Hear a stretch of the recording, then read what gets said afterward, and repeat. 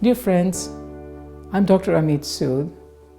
I want to talk to you about a very important topic, immune resilience, and how you can build your immune resilience. So we are surrounded by trillions of viruses and bacteria that sometimes do not mean us well, right? So we get exposed to them, and from exposure we can get infection. And from the infection we may recover, or sometimes we may end up in complications. So what you do is you do all the rational preventive strategies like hand washing and social distancing and not touching contaminated surfaces to prevent acquiring the infection, to prevent the exposure from happening.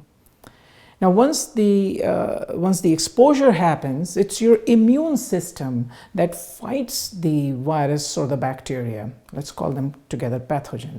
That fights the pathogens, and you've got billions of healthy immune cells that fight and ward them off in most situations. But once the infection has happened, it's the combination of immune system and antivirals or antibiotics. And of course, we in some instances, or in many instances, have a vaccine to prevent that from happening. In the current threat, though, at this point, we do not have vaccines or antivirals. So you have two options. One is to prevent the infection through hand washing and social distancing and not touching contaminated surfaces, and I've provided these two links from the CDC and WHO website for you to refer for the updated information. The second is building your immunity, building your immune resilience. So what do we mean by immune resilience? So in this cartoon shows there's three blobs of cells that are beginning to be invaded by the pathogen. If your immune system is weak, then your immune cells are not able to kill the pathogen, and the pathogens multiply and take over your body cells. Now, in some instances, the immune system is very strong, so that it eliminates many of the viruses, but it also kills a lot of your innate healthy cells, along with causing a lot of inflammation. A resilient immune system is one where the immune system kills the virus or the bacteria and doesn't cause as much damage. So it kills what it has to kill, but it protects your physical body, your innate cells. So this combination of it being strong and protective at the same time, and strong and gentle at the same time, is what makes your immune system resilient. So what does your immune system need for resilience? So these are some immune cells. So they need the right kind of nutrition. So they need all the vitamins, vitamin A, B complex, C, D, E. They need all the minerals like copper, iron, selenium, zinc, and others. And they need some healthy neurotransmitters, healthy hormones, such as oxytocin, endorphins, dopamine, things that make you feel good, feel happy. And you want to avoid, toxic hormones, excessive amount of norepinephrine, noradrenaline, excessive amount of steroids and other toxic hormones and neurotransmitters. And you also want to avoid toxins from the environment, such as heavy metals, pesticides, and others.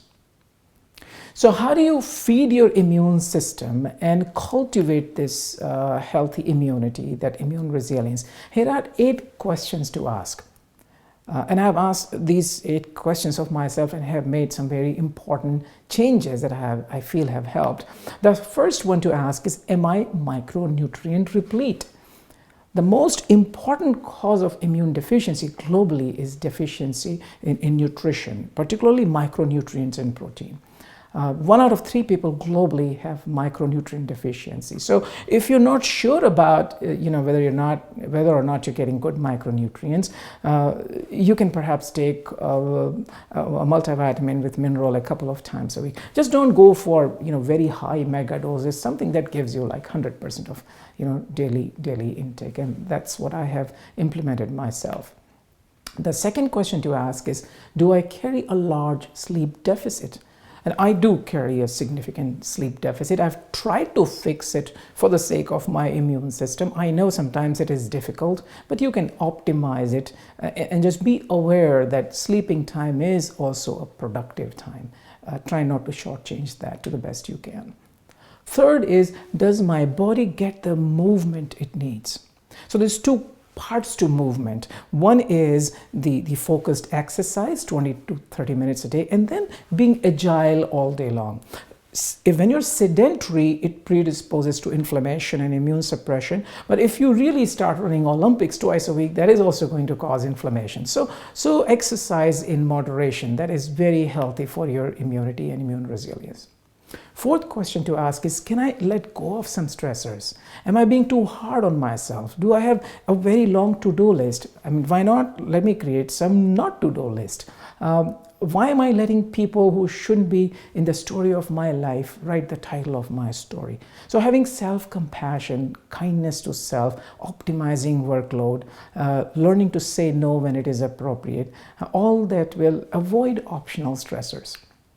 The fifth question to ask is, can I heal some of my relationships, both in personal and professional life? So if you've been planning forgiveness for some time, now is the time to implement it. For the sake of your immunity, you can let them know, I'm forgiving you because I want to help my immune system. I'm just joking. But the idea is the less emotional load you carry and the more nurtured you feel, the more connected you feel, the less lonely you feel, the better your immunity.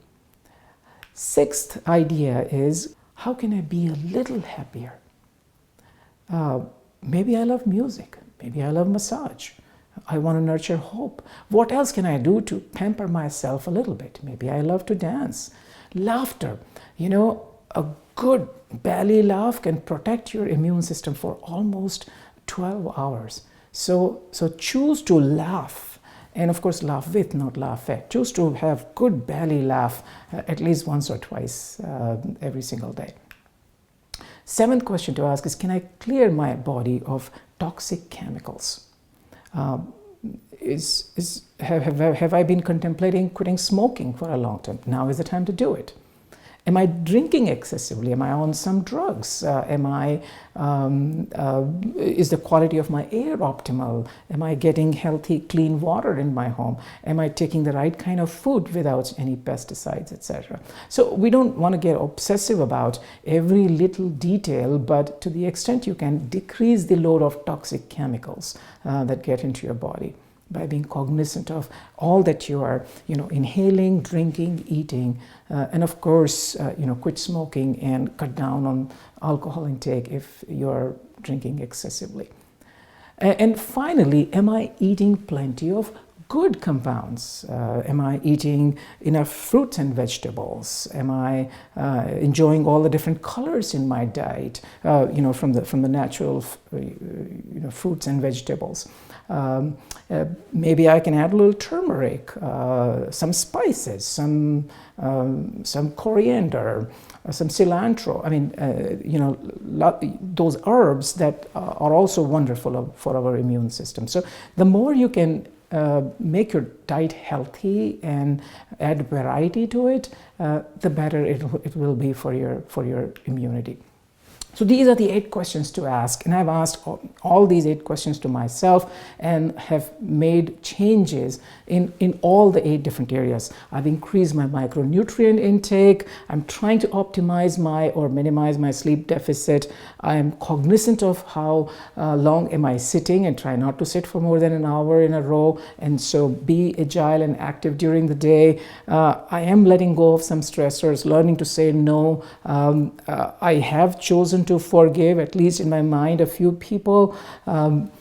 I've added music to my life. Haven't added massage yet, but I'm considering. I'm cognizant of washing, let's say, my apples more, and just making sure I don't get pesticides through my food, and of course avoid any other toxic chemical. And I've added a little extra turmeric in my food. I'm not taking any supplement, but so I found that I could do little by little changes that I feel will help my my immunity and help me fight any potential infection, much better.